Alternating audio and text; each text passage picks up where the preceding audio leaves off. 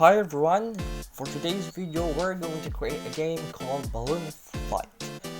Take control of your own hot air balloon and try to avoid the obstacles that come your way as you fly.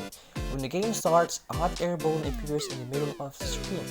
We need to use the mouse button to make the balloon rise or fall. The challenge is to keep the balloon in the air without hitting any birds, houses, or trees. For every obstacle you avoid, you'll score 1 point. But as soon as you hit one, the game is over. So we have two main characters here, the balloon and the obstacles. The balloon begins to drop as soon as the game starts. We can make it rise again by clicking the mouse. And the obstacles keep appearing at random positions. The player needs to avoid all the obstacles to stay in the game. So how this game works. First, we'll add the balloon and all the obstacles to the code. The program will check if the player has pressed the mouse button to move the balloon up or hasn't to let it fall. Once an obstacle has disappeared off the left edge of the screen, the program will place a new one up to 800 pixels off the right edge of the screen at a random position to make the obstacles appear at random intervals. If the balloon hits any of the obstacles, the game will end and the top scores will be displayed. So let's get to the coding. First step is we go to the Python games folder we made earlier and create a folder called Balloon Flight inside it. Now open idle and create an empty file by going to the file menu and choosing new file. Save this file as balloon.py in the Balloon Flight folder. Next is we set up the images.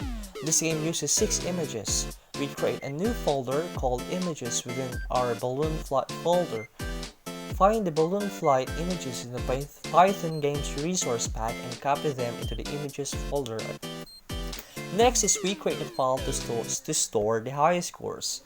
Next, we open a new file in idle and type the following code in it.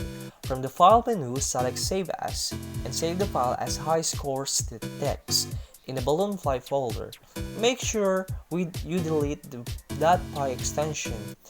Make sure you put a space between each zero. Next is we import a module.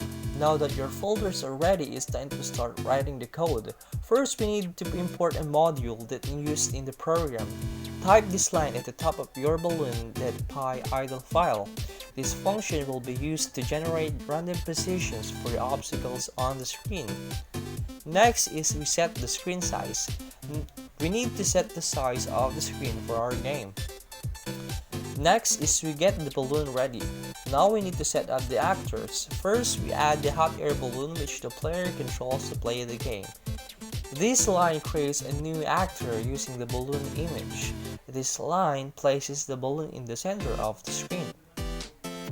The next step is we prepare the obstacles. We need to set up the actors for all the obstacles in the game. We create one for the bird, one for the house, and one for the tree. This line makes the bird appear at a random position on the x-axis between 800 and 1600 pixels and at random position on the y-axis between 10 and 200 pixels. This line creates a new actor using the image of the house. This value here makes the tree appear on the grass at the bottom of the screen. The next step is we create global variables. We can now set up the global variables. This here keeps track of the image used for the bird actor. The image will be changed later in the game to make the bird look like it's flapping its wings. This line here keeps track of the player's score. This variable keeps track of how many times the game has been updated to change the image of the bird. This list here stores the top 3 high scores for the game. So here's a tip. In Balloon Flight, the balloon stays in the middle of the screen and the obstacles move past it. This makes it look like it's the balloon that's moving. To make the obstacles appear at random intervals, the game chooses a random position for each one to appear between 800 and 1600 pixels. Because the width of the screen is 800 pixels, the obstacles will first appear off screen, so you won't see them right away. Later on, we'll add code to make these obstacles move from right to left, so the farther off the screen an obstacle is placed, the longer it will take to appear on screen. The upper limit is set to 1600 because otherwise the obstacles would take too long to appear. So here, the position of the house on the y-axis is fixed at 460. The house can appear anywhere along the x-axis between 800 and 1600 pixels. The next step is we update the high scores. This function here gets the top 3 high scores and updates them if the player's current score has beaten one of them. This resets the list of high scores. So we'll need to change this file and location bit of code to the high scores, the text file's location on our own computer. Drag the high scores that file into the command prompt or terminal window, then copy and paste the path here and put quotation marks around it. Replace any backslashes that look out of place with a space. The next step is we get the current high scores. To know if the player's score has beaten in any of the previous scores, we'll need to read the scores saved in the high scores text file. This line here of code opens the high scores text file for reading. Remember, the high scores file only has one line. This reads the single line stored in the file. And this function here splits the high score stored in one line into 3 different strings. Find the high scores. Now, write some code that will check if the current score has been beaten any of the 3 high scores. So, this line of code, this looks through the list of high scores. This one checks if the player's score is higher than the existing high scores. If the player's score is higher than an existing high score, this adds it to the list. This sets the score to the high score that was just beaten. If the player hasn't beaten the high score in question, that current high score is added to the list. Write the high score in the file. Use the write function to write the new high score to the high scores.txt file. So this opens the high score.txt file to be written to, and this block writes the new high score to the .txt file. Next is to display the high scores. Now that you've written a function to collect the high scores, you need to write one to display the high score. So this line writes high score on the screen. This sets first high score's position on the y-axis. This line of code displays the high score on the screen, and this adds to the y position so that each high score is displayed 25 pixels below the previous one. Now we will create the draw function. Just like in other other games you've created, you now need to add a draw function to your code. You will also add an image for the game background instead of just a solid color. So this adds a background image of the sky, grass, and clouds.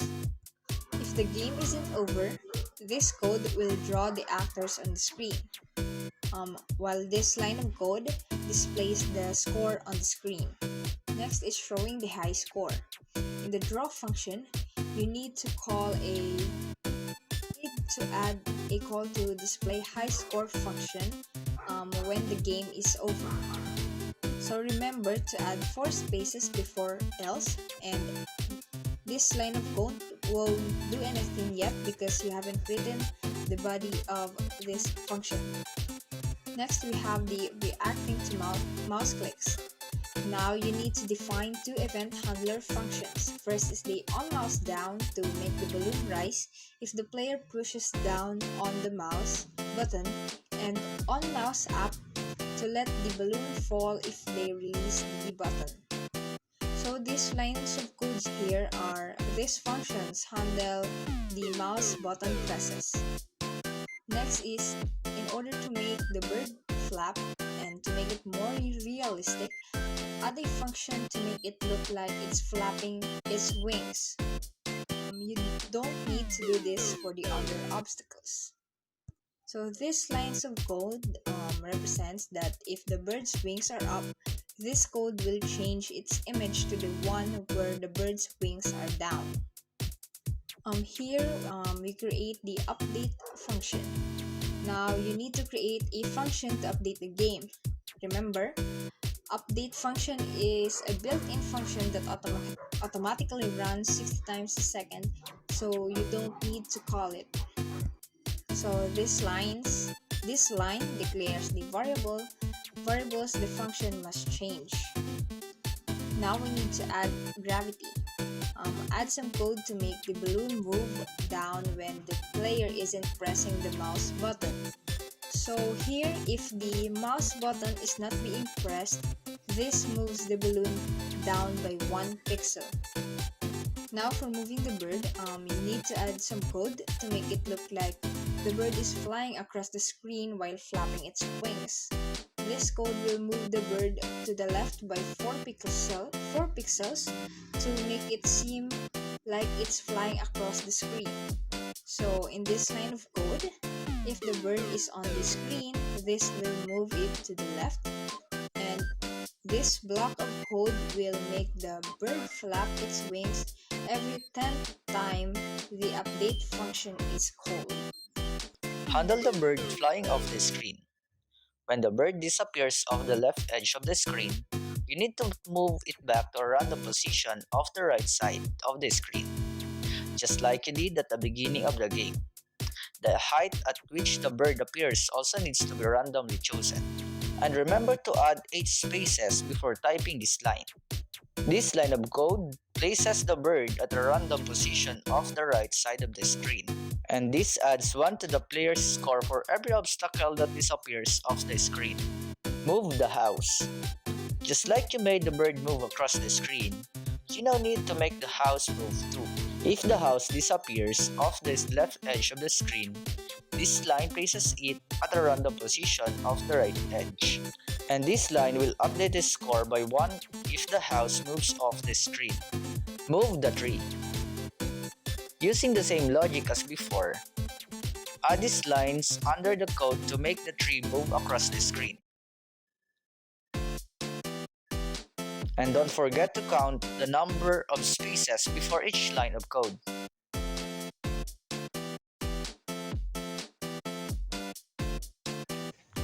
This checks if the balloon has hit any of the 3 obstacles. Use a / character if you need to split a long line of code over more than 1 line. This sets game over variable to true, which tells the program that the game is over. And this line updates the high scores if necessary. It's time to test your code. Save your program and run it from the command line. You should now be able to play the game.